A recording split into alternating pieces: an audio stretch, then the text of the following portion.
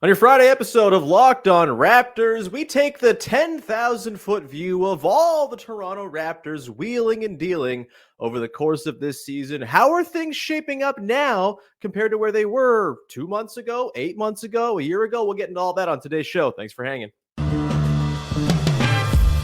You are Locked On Raptors, your daily Toronto Raptors podcast, part of the Locked On Podcast Network, your team every day. Hey, what's going on? And welcome to another episode of Locked On Raptors, part of the Locked On Podcast Network, your team every day. It is Friday, February the 9th. The trade deadline is mercifully behind us, and I am your host, Sean Woodley. I've been covering the Toronto Raptors now for 10 seasons on various platforms. You can find all my work over on the website that sucks and is mean, at Woodley Sean. You can find the show on Instagram at Locked On Raptors. And of course, you can join us in the Locked On Raptors Discord server. The link is in the description of the podcast. It's free to join, and it's a great little community we got building around the show, full of little sickos just like you who love trades, who love watching the Raptors despite them not being very good, and all that good stuff. We got like a food chat in there. We were talking about banh mi sandwiches yesterday. It's great. Come hang out in the Locked On Raptors Discord. It's free to join, and we'd love to see you join us over there. You can, of course, find the show for free wherever you get your podcasts. Follow, subscribe, rate, review, tell a friend on the audio side of things, and you can join us on YouTube as well. Subscribe to the channel, hit the little notification bell, and you'll get a heads up via push notification that the show is premiering every single time it hits the channel. So go and do that, of course. And let's get to it. On today's show, we are talking all about the deadline now. The dust is settling. Figure we're going to get Kelly Olynyk and Ochai Agbaji debuting tonight for the Raptors. Spencer Dinwiddie, his Raptors tenure over. Seems like maybe he's headed to the Mavs. We'll see. But we are going to take that 10,000-foot view, talk a little about the Canadian angle and the Raptors maybe targeting dudes with the passport, and whether that's a strategy that's worthwhile going forward, and talking a bit about some lineups we're excited to see from this new look version of the team. We'll do all of that with a first-time guest, the wonderful Zulfi Sheikh from Sportsnet. Zulfi, how's it going, buddy? I'm good, man. I'm good. I'm excited to be here. Love me some banh mi sandwiches as well, so it's a great way to start the show.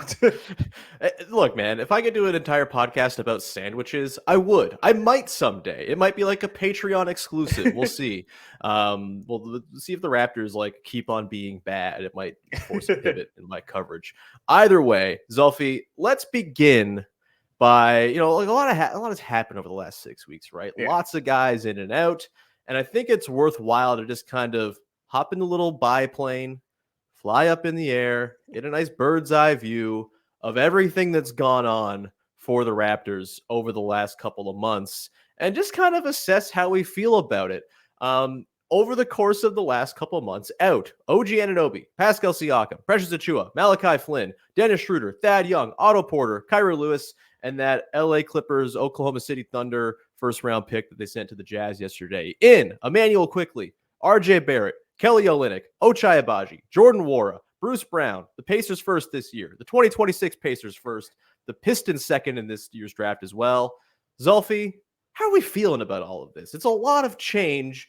Big picture, though, do you feel like the Raptors are in a better spot now than they were a couple of months back? Are they in a worse position? What's your overall view on how things have gone here, how the Raptors have handled the transaction window? Yeah, it's interesting because I guess it depends on how you want to define better and or in what context. Because if we're going on the court, then no, I don't think. They stink. They're really bad, and they gave away some very, very talented players, especially OG Anunoby and Pascal Siakam. But I think they're in a clearer spot in terms of the direction they want to go to. And by no means do I think they have a clear direction, and this trade deadline kind of made that a bit more evident. But I think they, from my understanding of the whole situation, is they're really buying into this idea of a retool, because it seems like the ceiling of the previous iteration of this team with OG and Pascal was just something they, one, didn't really want to pay to keep, and two, didn't think was maybe as high as they wanted. And they're hoping with this new core, especially building around Scottie Barnes, eventually is going to have that ceiling of either a title contender or a team ready enough to then add that last piece, like a Kawhi Leonard in that case, to be a title contender. So I think in the sense that these deals are setting them up for that. And I think they're definitely more in retool than full rebuild, which is why they went with some of these younger guys. And then now like with this trade deadline that just happened and the guys they added, Ochai and Kelly, and even keeping Bruce, it feels like they want to be competitive again a lot sooner than maybe a full 5-year rebuild per se, especially with Scottie Barnes' contract extension coming up. And I think it's interesting to keep in mind his first 2 years, it's not like we're starting from ground zero where Scottie had to go through rebuilding teams. He was in the playoffs as a rookie, play in second year. He's definitely going to be somebody who wants to be competitive sooner rather than later, especially when he's on that second deal. So I think it's been clear, at least in the sense that the Raptors aren't going full tank. They're not trying to rebuild from the ground up. They're trying to retool this thing as fast as possible. And now they're working around the fringes to hopefully do that around Scottie. Yeah, like recentering has been the word that I've used to sort of describe what they're doing. And I think yesterday's moves were very much in line with that. I think it's pretty clear to me. Like you said, there's not a clear direction. I kind of think there maybe is a pretty clear direction here, which is Scottie Barnes is the guy. We know this. Quickly and Barrett are going to be supplementary guys. And from there, we don't want to have a hapless team that can't play normal basketball and have proper developmental reps. We actually want to put in place a roster with players who can support the young ascending players that are already on the roster. And I think you make a good point. Like Scottie Barnes is in year 3. He's going to be in year 4 next year. He's 18 months away from being very expensive. Yeah. Like the clock is ticking. The clock is always ticking when you have a potentially ascendant star. And I think if you're a guy who's making the All-Star game in year 3, injury reserve or not, like that suggests that's the type of player that the clock is ticking for. And you have to start putting something around him that's going to bear fruit down the line. And I just don't think I agree with their lack of appetite for many years of garbage ball, hoping and praying that the lottery gods are your friends. They've already gotten the lottery luck that you hope to get, which is they got Scottie Barnes via the lottery, and now it's about filling in around him. And I think overall, they've done a pretty good job of doing that. I mean, getting Quickly and Barrett, the OG trade is just like, that's a perfect trade, frankly. It sucks to lose OG. He would be ideal on this basketball team as the 5th starter. It's hilarious. But getting Quickly and Barrett has just been an absolute, I think, score for the Raptors, and that's great. The Siakam return, I'm still meh on. I think if their intent was to stay good, I still think keeping Siakam around with this team would have been a better avenue to doing that. But I get the financial reasons why they made the trade. And I will say, like, you look up now, this was a team that was expensive, that had contractual things hanging over them, that didn't have a ton of draft picks to go and work with. They had the pick outlay to the Spurs, and that was all hanging over them. You look now, and like, there are kind of open roads in front of this team. The salary cap is pretty clear going forward. It can be even clearer if they want it to be this summer. Obviously, Bruce Brown's contract plays into all of this. Maybe they still find a landing spot for Chris Boucher at the draft or something like that. But like, they very clearly have set themselves up to be flexible. And I was talking about this yesterday, and I'm curious what you think. Like, do you feel like, I don't know if this is intentional or not, but they seem to have kind of put themselves into a spot where they can be one of the beneficiaries of the second apron coming in and squeezing teams this summer and putting themselves in a place where they can be opportunistic if players shake loose that either can be attached with picks to sort of rent cap space or to just get good players on the team to help bolster the Scottie timeline. What do you think about all that? Yeah, I think you're spot on in the sense that they're kind of being preemptive about it and they're trying to be ready for that to be the case. There's obviously been some really big spending teams at the top, and now they're going to start being penalized for that a lot more. And that is good for smaller market teams. Not that Toronto's a small market, but for teams that maybe don't have that same level of spending or advantage. So then Toronto, if they are doing that, I think are being very savvy in that sense, where they can come in and get maybe some more talent that they otherwise couldn't because other teams aren't able to spend as much.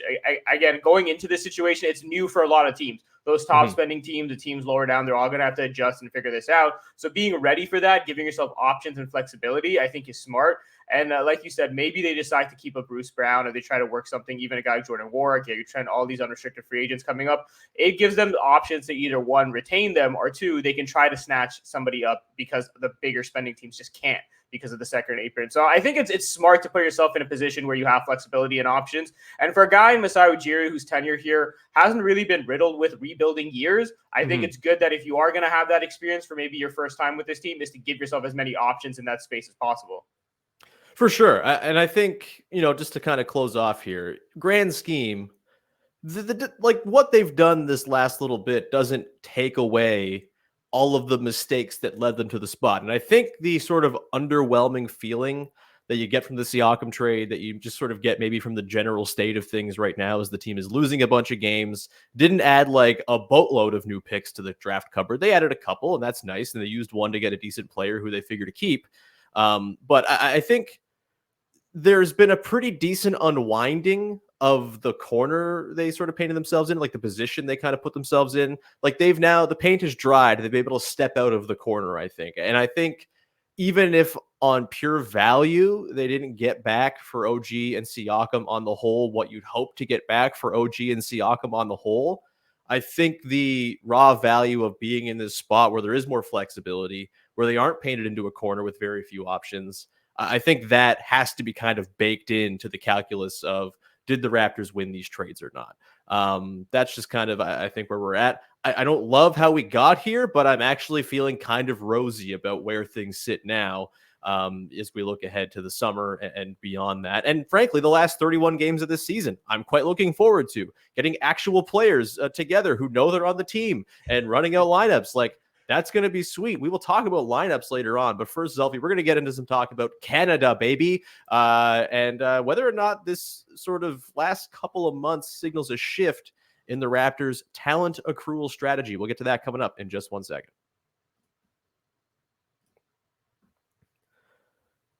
But first, today's show is brought to you by our good friends over at eBay Motors. Our partners at eBay Motors have teamed up all season long with Locked On Fantasy Basketball host Josh Lloyd to bring you some of the best fantasy picks each week all year. Whether you're prepping for a daily draft or scouting the waiver wire, every week we're going to provide you with players that are guaranteed to fit on your roster. So let's see who our boy Josh has picked out on this week's eBay Guaranteed Fit Fantasy Picks of the Week. Lots of different guys here. There's Taylor Hendricks getting some run with the Utah Jazz now that Kelly Olynyk's been moved. You've got Asar Thompson doing stuff for the Pistons who just can't stop winning. That pick is not going to be as good as we want it to be. Oh, no. But I'm going to go with our guy, Ben Mathurin. We're talking about Canadians. Buddy Hield is now in Philadelphia. Mathurin's playing next to Pascal Siakam. We know Siakam's really good at diamond dudes up. We know Tyrese Halliburton's really good at diamond dudes up.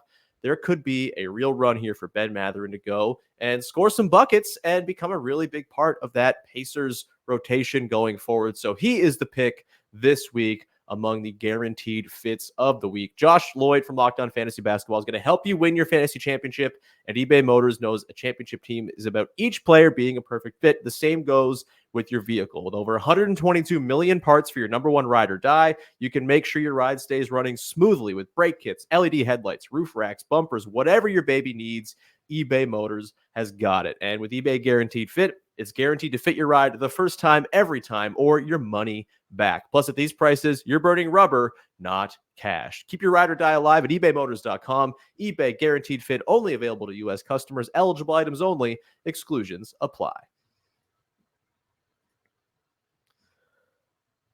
Continuing on here with your first listen of the day, joined by Zulfi Sheikh of Sportsnet, doing lots of great stuff over there, writing, covering games. It's a beautiful thing to see a credentialed Zulfi. Of course, we go back to this past summer where we were working together with CBL stuff, and hopefully again this summer as well. CBL, baby, let's go. But for now, we're talking about the Toronto Raptors, who, after being a franchise for 30 years and, sort of having Canadians on the team, it seems like there may actually be a shift going on here where the combination of there's enough talent in the NBA to actually go and target Canadian players because there's just a lot of them around the league and some of them shake loose, a la Kelly Olynyk or RJ Barrett, and maybe just sort of the shifting winds of free agency being kind of dead. And, the Raptors obviously never being a huge player in free agency to go and get players on the team. Bobby Webster talked about this yesterday, the sort of notion of getting players on the team who want to be here, a valuable thing in a league where whims of players are constantly shifting and hanging on players is hard, contracts are short, etc. So, Zulfi, do you feel like we've seen the beginning of a shift toward like a directive from the front office to go and target Canadian players when they're out searching? And do you think that's a viable strategy for team building? Yeah, personally, I think it's definitely something they're kind of keeping in mind. And I don't want to go as far as say completely prioritizing, but Sure. it's something where like if they do see it, it's like, why not? I think Michael Grange mentioned it yesterday where like if a guy's Canadian versus another player out there and that's the kind of tiebreaker, that's not necessarily a bad thing. And it's come to a point where like the basketball in this country and the talent pool in this country has grown to the point where I kind of see it as like this team can finally cash that check and have that 5% advantage when it comes to talking to some people and retaining them. So they haven't had that in the past. And I think it's one of those things where if you can have that now, why not? And the biggest part of it is like these are guys who are going to be excited to be here, even when the team necessarily isn't the best, which it's not at this current state. So having guys to be here to set a culture, be excited, talk to other players coming in, because with a young team that's kind of figuring it out, a lot of players are probably going to be moving in and out of this system and this team. So building a culture through that can be kind of difficult. But then if you have more veteran players, like RJ Barrett's pretty young, but he's already on his second contract. Kelly Olynyk has obviously been in this league over 30. But those are two guys who can speak to those new players, kind of help them acclimate.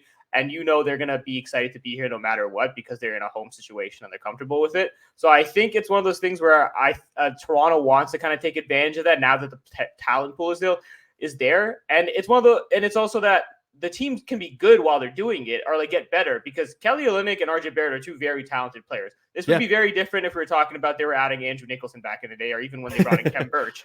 Right. So now Anthony Bennett's like a little flirtation. What a fun time. Yeah, exactly. So if we were bringing those guys in, then it'd be it'd feel gimmicky, but it's not. They're taking care of the on-court stuff. We talked about how Kelly Olynyk can be a very good fit. When you mentioned earlier, I even wrote down in my notes that I think he works perfectly for all three of these players in terms of Emmanuel Quickley, RJ Barrett, and Scottie Barnes. So it's going to work on the court, but also the fact that you're going to have a guy here who's excited. He can acclimate really well. You don't really have to worry about getting Kelly comfortable in this situation because he already knows most of Toronto. And then he can help set a culture. I think that's super important. And if you can use that even 5% built-in advantage of your country, which you haven't really been able to in the past, then why not do it? Yeah, I do think we have to ensure that they're taking new players to town to better restaurants than Osmos. But that we can sort that out. We can put a plan in place there. Maybe Kelly O has some Scarborough spots. Maybe he'll start taking people to the Real Jerk or something like that. Then we're really talking here. My first trip, if I were Kelly Olynyk, would be to just like bring someone to Jerk King or something like that. And this is life now. You're going to love it here. Make sure they stay RJ, for the summer. Get it together.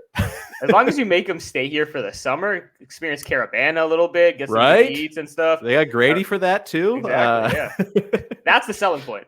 Right. I think in general, it makes sense. You have to avoid, like, you should be using this probably, and this is not something I like to say because it means players are getting paid less than they're worth, but like if you're using it as a way to like not pay the Toronto tax to keep players in town, I think that's smart. I think they misfired on, say, the Kem Birch thing where it was like, he wants to be here. Let's also give him all of these guaranteed years at kind of a crazy amount of money for Kem Birch. Like, you can't have that become a regular thing where you're just like paying the premium in sort of a different way where it's like, you're a Canadian, we'll take care of you.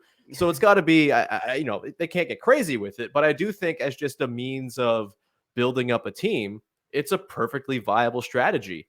Do I think it's the way you want to go to like get your best players? Probably not, because that mostly is going to require lining yourself up to try to sign guys in free agency. And we've seen that is a road wrought with potholes and sinkholes and chasms into which you can fall. And so, like, I don't think, as much as everyone's like, get Shea, sign Shea someday, lining up whenever he's a free agent, 2028 or whatever it might be.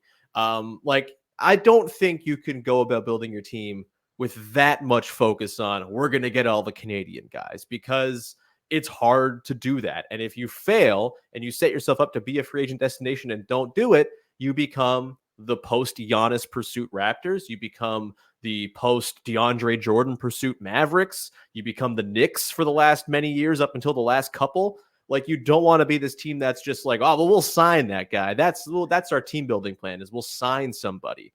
And so for the top end talent guys, I don't know if that's the move, unless Shea looks around and says, all my Canadian team buddies are playing for Canada. Trade me there, Sam Presti, which I can't see happening considering how good that Thunder team is. But that's, to me, the sort of the limit of it is you don't want to be totally selling your soul to only go get the Canadians on the team, because that feels, like you said, gimmicky and not like proper team building. But using this as a tool and using your advantages as the lone Canadian team, I think that's a perfectly viable thing. We do also have to, I think, bake in the expectation that not everybody wants to play at home, right? Like, Yeah, that's true. I guess that's sort of like a thing here as well, is like, some guys don't want the hassle of getting tickets for friends or whatever it is. So any last sort of parting shots on this team, on the Team Canada, aka the Raptors, sort of crossover thing they got going on here?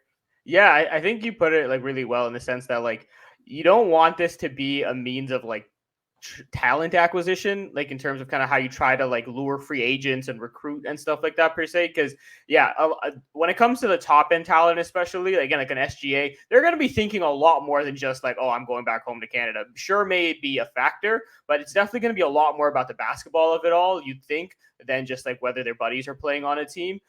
So I think if you're trying to make it that as your strategy, it's not necessarily as effective. But when it comes to a culture setting thing, I think that's where the whole Canadian side of it can matter more. Like you said, maybe retaining some of these guys easier, but having guys here who are excited, because this team is trying to build a new culture, like the We the North culture, the Kyle Lowry and DeMar DeRozan set, that, and it's not completely gone, but basically gone, because you have Pascal. Now. Yeah, you have Pascal and OG out the door. Those guys are going. So you have to start something new. And a really easy way to kind of jumpstart that is by having guys who understand what Toronto's about, who can speak to it confidently and passionately, and who don't need to take time to figure that out. Like even Scottie Barnes, I'm sure he's excited to be here, but he's only in year 3 here versus a guy like RJ and even Kelly Olynyk. The second he steps foot back on this team, he's probably going to know more about the city than even Scottie Barnes does after being here for 3 seasons.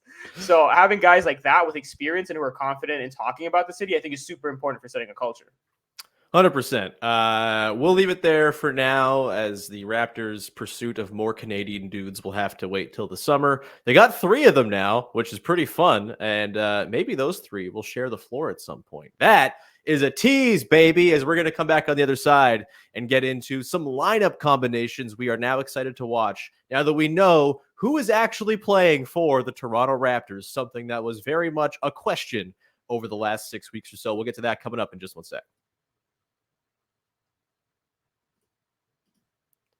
Today's show is brought to you by our friends over at Nissan. Are you the kind of driver that likes to push things a little bit further? Ever wonder what adventure could be around the next corner? We live in Ontario. There's a lot of cool adventures to be had in Ontario, and our friends at Nissan have a lineup of SUVs with the capabilities to take your adventure to the next level. The 2024 Nissan Rogue is perfect for city drives and great escapes. They have the class-exclusive Google built-in, and it's your always updating assistant for you to call on for almost anything. Gone are the days of connecting your phone. Google Assistant, Google Maps, and Google Play Store are built right into the 12.3-inch HD touchscreen infotainment system. The 2024 Rogue is the perfect midsize crossover for your next adventure. And you want something a little bigger? There's the 2024 Nissan Pathfinder. Room for up to 8 people, expansive cargo capacity, and advanced available 4x4 capability. I recently just did a move. It would have been nice to have that advanced cargo capacity from when I was moving. With 284 horsepower and over 6,000 pounds of towing, when adventure calls, the Pathfinder is there to answer. Take the Nissan Rogue, Nissan Pathfinder, or Nissan Armada and go find your next big adventure. Shop nissanusa.com. We round out the show here on your Friday, taking stock of the post-trade deadline Toronto Raptors with Zulfi Sheikh of Sportsnet. Before we dive into the lineup stuff, just a heads up, Locked On Sports Today 24/7 is your all-day, 24/7 Locked On podcast stream on YouTube. Locked On national shows covering all the big stories. I think there's a big game this weekend of some persuasion. You can go listen to Locked On 49ers, Locked On Chiefs, and all the other Locked On NFL shows covering the big game. And, of course, all the NBA deadline stuff and the reactions will be flowing through over there on the 24/7 channel as well, among other big stories covered by our local experts. So go check it out. Subscribe. You'll be directed there right after you watch this on YouTube. So go subscribe when you get there. Okay, let's dive in here, Zulfi. I wanted to do a little exercise. The last little while, it's been hard to get any sort of continuity in terms of lineups. It's been a mismatch all over the place. Trades, players in and out, injuries, etc., etc. We now know who's going to be on this team to close the season. And that means we can start to get some lineup data that matters. And so wanted to do a little exercise here and just sort of spitball some lineups, put the names in the hopper, pull 5 out each, and just kind of talk about some groups that we're excited to see. Pretty informal. We'll just go back and forth one for one. I will give you the floor, Zulfi. What is one Raptors 5-man lineup you are excited to watch now that the Raptors have their team for the rest of the season? Yeah, I think a real simple one is just your core three, your barbecue. So you have Emmanuel Quickley, RJ Barrett, Scottie Barnes. But then now with Kelly Olynyk in there, I would be interested to see what a Kelly Olynyk, Jakob Poeltl like front court looks like. Yeah. Just adding that size. I think something this team has lacked defensively this entire season is versatility in terms of trying different things. And one of those options is going big. Obviously, Toronto hasn't been the most effective when it comes to rebounding and just securing the paint. We saw it in their last couple games against Houston and New Orleans, where they just couldn't really stop anything inside. So maybe having two bigger guys like Kelly's almost 7 feet tall, Jakob's pretty big as well. And what that does in terms of having Scottie having to play a bit more perimeter-oriented game and how he adapts to that situation. So I think it'll be interesting. Having size and versatility, I think, is a good thing for Toronto. And having two big men down there who are both willing passers, can make good reads for the most part, and can try to add some like size in there. I want to see what that does for this team in terms of continuity moving forward. I would imagine this is going to become kind of a hot debate among Raptors fans as to who should start in that fifth spot next to the core three and Jakob Poeltl. Yeah. And I think it'll be Gary Trent Jr. out of the gate, but I kind of think Kelly Olynyk getting that starting gig would be pretty interesting. Where are you at as far as what you'd rather see as the starting lineup? Obviously, there's information to be gathered still about Trent and how he fits in with the Raptors' best players. Bobby Webster talked about this yesterday. He's very much a TBD guy, which is a very direct way of talking about a player. I found that quite interesting from Bobby. And then obviously Kelly Olynyk gives them more size. He can totally play the four offensively. Defensively, it might be a bit of a struggle, but length is nice. The Raptors are a small team. Having that length would be good. Where are you at as far as what you'd like to see be the starting lineup? You know, maybe not tonight against the Rockets, but as this back part of the season progresses. Yeah, I think what I'd like to see as a starting lineup would be having Kelly Olynyk in there and having Gary Trent Jr. come on. Do I think that's realistic or what they do? Probably not. I think they want to try playing a game that spaces out as much as possible. So having Gary in there, not that like Kelly Olynyk can space the floor too, to be fair. But I like the idea of having Kelly Olynyk in there and just starting as big and as strong as possible. Something this Raptors team has been kind of not the best at is first quarters and starting strong. So I think trying something different where you can kind of start with a simpler game, get inside, attack, let these like ball movers get involved, I think is good. And then you can space the floor with a Gary Trent Jr. kind of as you go along. Like if you're relying on this team to come out the gates in terms of spacing and shooting, I don't think that's the best strategy. Toronto still isn't a great shooting team. So I don't know, man. Kelly O's like 43% this season. You can't. Yeah, adding him, then maybe it changes it. And Gary Trent Jr. has been on fire too lately. But I think it's one of those things where I want to start stronger and bigger and then kind of move as the game progresses. If you want to go small ball later on and kind of go into other type of rotations and strategies, that's one thing. But having a bunch of willing passers out there around Scottie, get RJ going downhill, which is when he's at his best, make it easier for Emmanuel Quickley to start too. That's another thing. He's still a slow starter in a lot of these games, and he's kind of figuring it out. So adding another passer to kind of help Quickley get into a groove, I think will be important. And I think it's a simpler way to get the younger guys moving a bit faster at the start of these games. Yeah, I mean, you put Olynyk in for Trent, and all of a sudden, you know, considering the strides it seems RJ Barrett's made as a passer, like you all of a sudden have 5 above average passers in that starting lineup.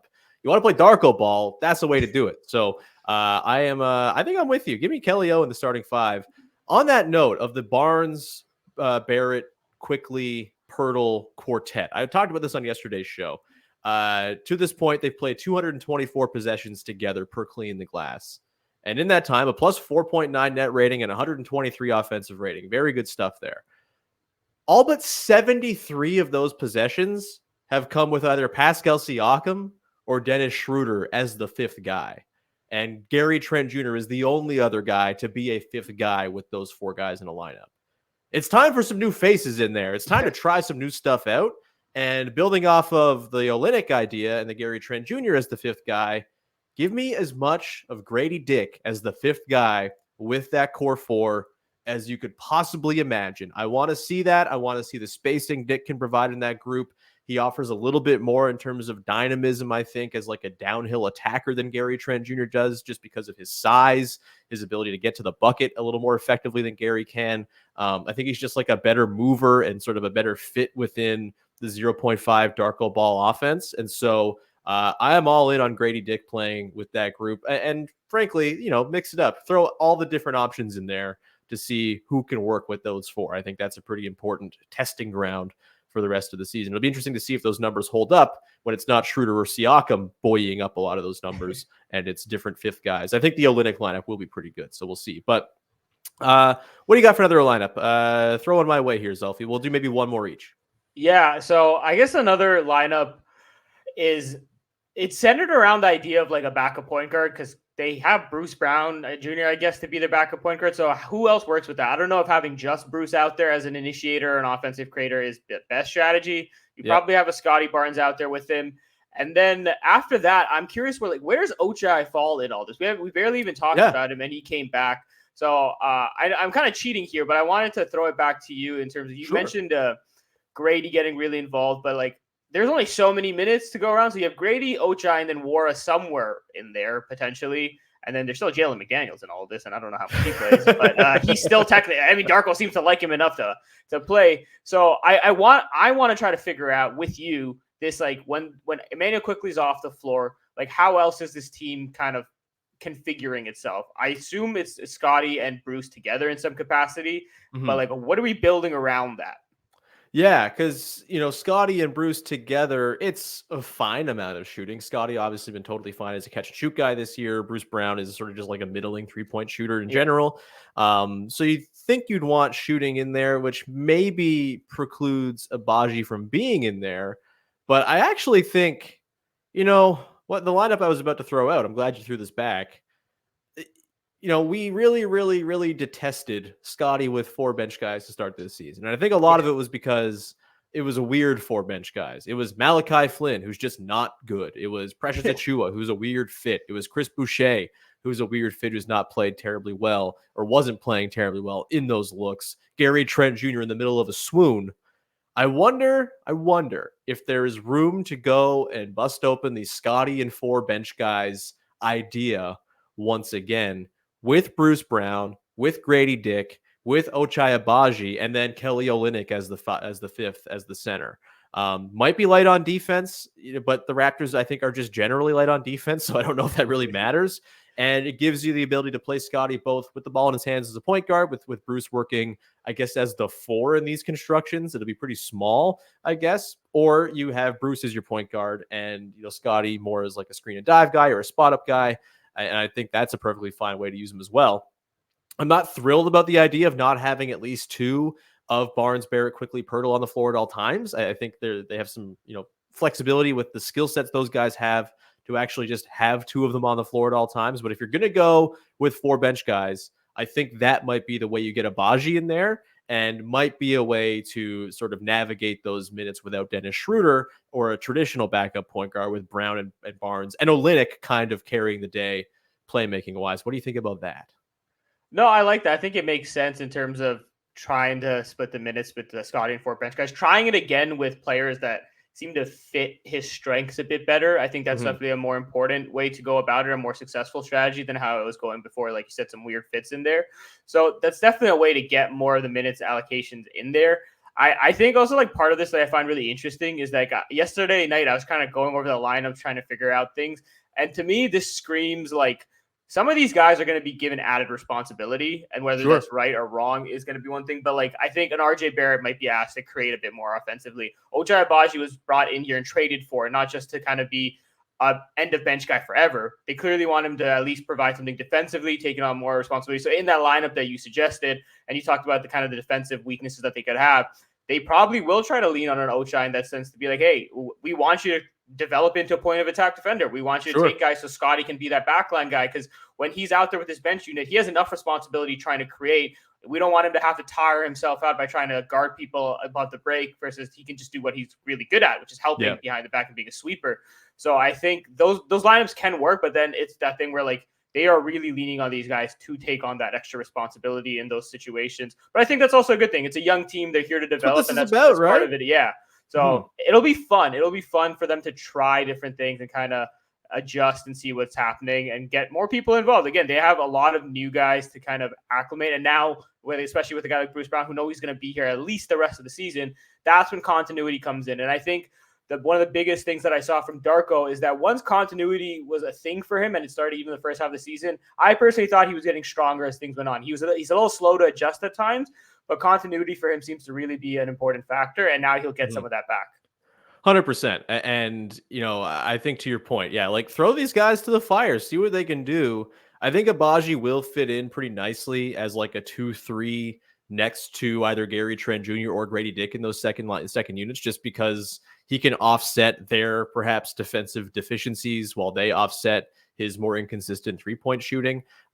He's a tricky guy to fit into lineups, I think, because the shooting has been so up and down this season. Yeah. And, just in general as a pro so far. But I think there's enough there for him to sort of offset what the other guys do and complement pretty decently that I think they'll find minutes for him and it'll be all right. Do I want him being the fifth guy necessarily in that sort of core group? Maybe not, but I think that's okay. My last suggestion is just a lineup where you go Bruce Brown, Gary Trent Jr., and then Barrett, Boucher, Olynyk. The whole Canadian, just like put them all in there for the front court. Actually might be a pretty good way to use Boucher playing next to Kelly Olynyk.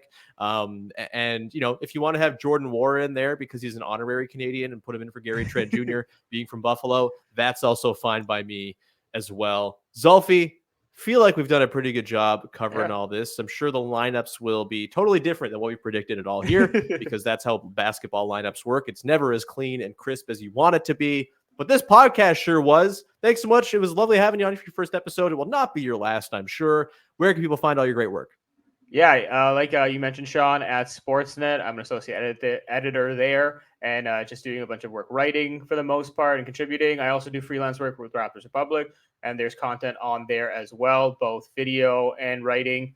And yeah, on social media, at Zulfi_Sheikh, that's ZULFI_SHEIKH. I love interacting with people on social media and talking.